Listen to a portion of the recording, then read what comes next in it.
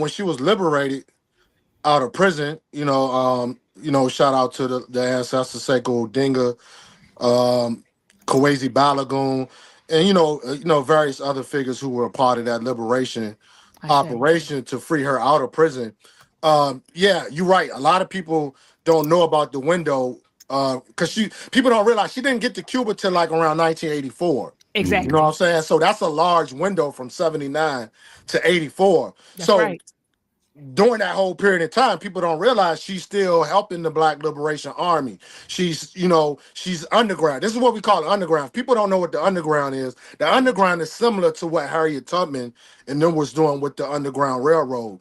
They had these safe houses. They had these spaces Teach, that teach. these people could go to for safe havens. If people that's why I call her a modern maroon, because she moved like a maroon, like this whole structure and how they operated in the underground in secrecy, so she wouldn't be captured, and to also combat the brutal attacks from the system, from the police departments and all these type of things. So she went underground. So if people don't get it, 77, 84, underground. She's underground. She's moving from family to families, safe havens to safe houses to safe havens with, families and friends, and even everyday, ordinary community people. This is one thing that people don't understand about various people, what I'm saying, from the liberation struggle who had to do this, who had to go underground. It was our everyday working class New African people in the community that helped keep these people safe. It wasn't just the freedom fighters. So we got to shout out to everyday people Come on.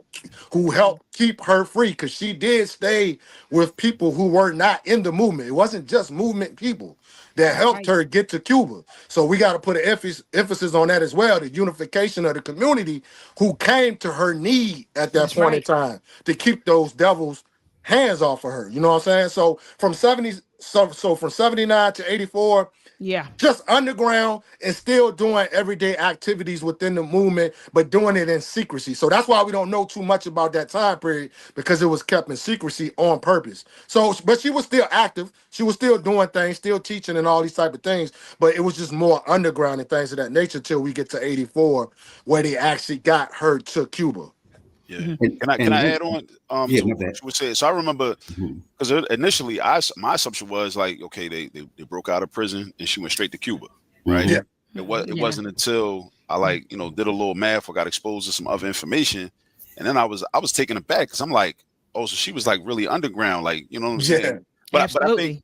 as you were talking, brother, like that is a very important story for our people in our community to hear because there's so much propaganda about how black people don't stick together. Black Hmm. people can't Yes. never stick together. We never gonna work together. We never go. I'm like, for 7 years, like people in Right. the community like held her down and like made sure she was good.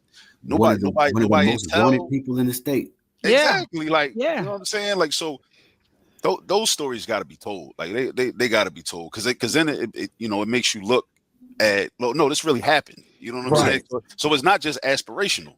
Because some Mhm. Right. people say, well, yeah, we should do this, we should do that, but with the mentality that it's never been done.